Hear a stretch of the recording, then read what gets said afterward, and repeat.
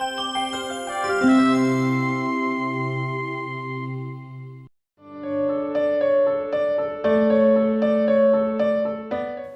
my name is Dr. Anurag Saxena. I am Senior Consultant Neurosurgeon and Spine Surgeon.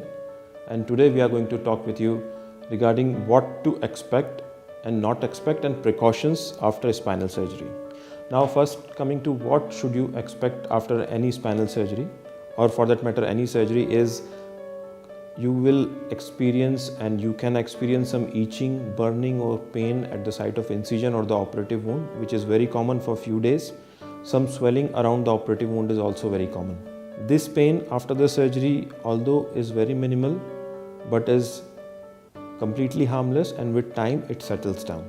Always take painkillers as prescribed by your surgeon, and always do exercises and physiotherapy as advised by expert physiotherapist under guidance of your surgeon.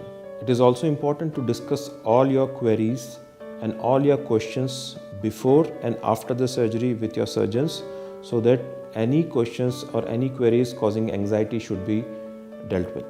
One important thing to remember is you might not immediately get relief from the pain or your back pain after spine surgery, and it might take 1 or 2 days or maybe few longer days for it to get better, but with time most of the surgeries give the intended results.